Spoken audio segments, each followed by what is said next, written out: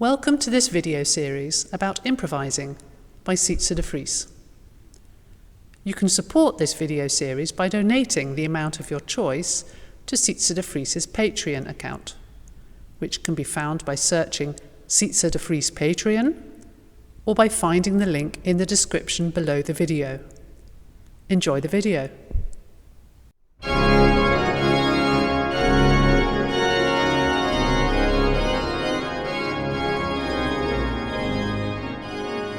So we actually arrived at the last two partitas of Pachelbel, Christus der ist mein Leben, and we want to have a look how they are constructed and how we can improvise in this same manner. And I will take them together actually because it's basically the same variation, but one has the interesting things going on in the right hand and the other one in the left hand. Well, let me play it for you and then it's already quite clear what happens here.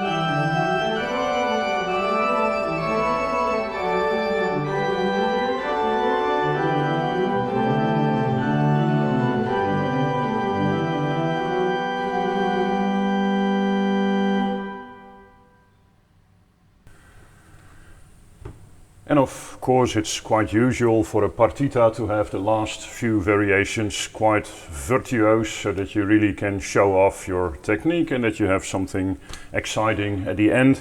And I can imagine ending this partita actually with once more the harmonization of the hymn very loud in full organ, for example. Well, you already discovered the whole idea is that you have again three-part harmony. We talked about it last time. And already something we discovered before, that you actually just play around the melody. So what basically happens in partita 11 is that you have three-part harmony with the main melody notes on the first beat, sometimes a little bit earlier or later, but not normally on the first beat. So that means like this.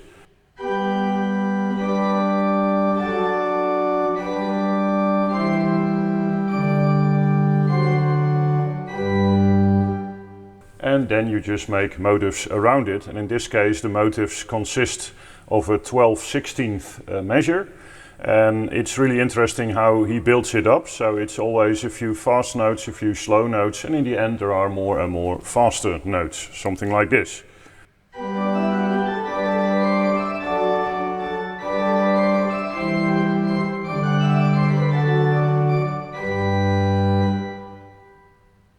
But you can clearly tell where the melody is, and like I said at the end it's only the fast notes, so then you end up with things like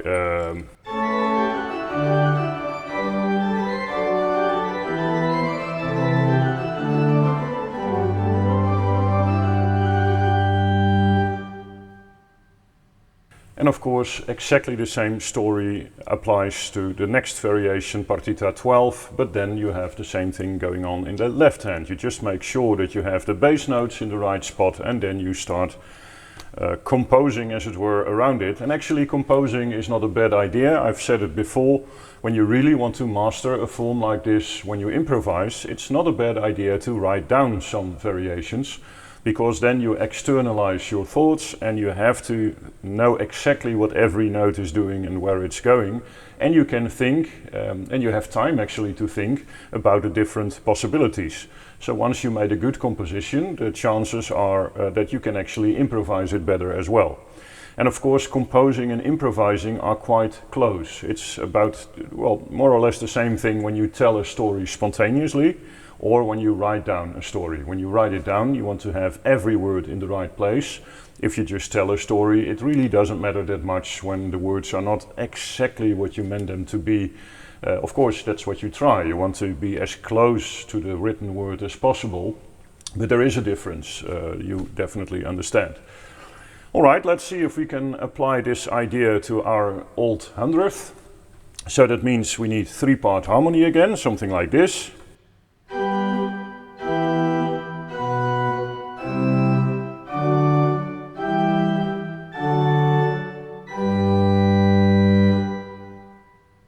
And now we try to have the same rhythm.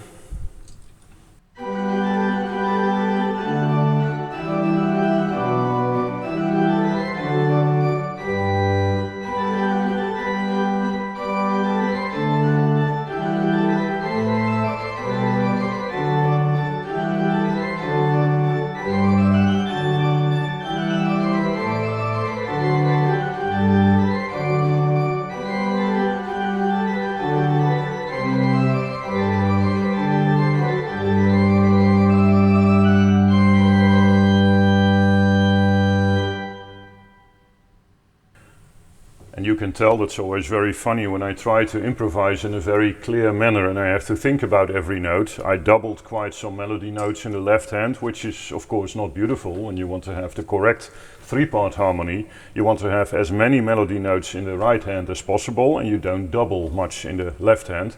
But it happens when you really want to be very clear in what you do. Normally when you improvise you don't overthink every note that you do and then it's actually more beautiful. But of course, to get there, it's very good to have a very strict pattern. And let's try to do more or less the same thing, but now with the notes in the left hand.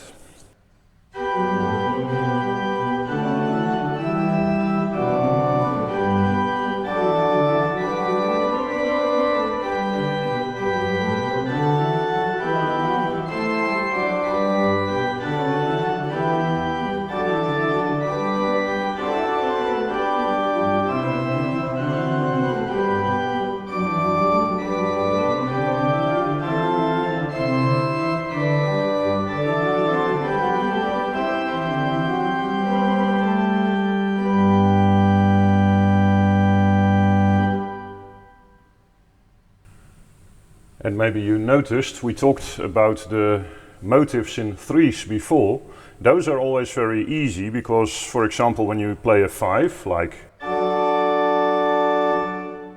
I can just use the left hand, another note of the triad to make the little motive. And what always works in case of doubt, you can just make an octave jump, like.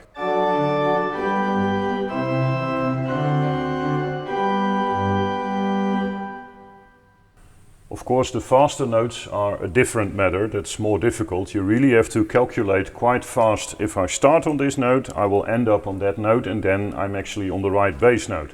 And that's quite hard to do, so that requires a lot of practicing. But of course, that's the story of all these improv videos. A lot of it is just practicing. It's really mastering the craft. How can you make things happen? And that's why the writing down is important as well. You discover some patterns that you can use all the time, and that's very useful. Alright, so we reached the end of the partita. Next time I will bring some new material, and I even will bring literally some new material because I'm going to work with 2 cameras because I got a lot of questions about can we see your hands when you're playing. So I'm planning on having a camera probably above me that looks down on my hands so that you have also visually a better idea what I'm doing when I'm playing. Alright, good luck with it again.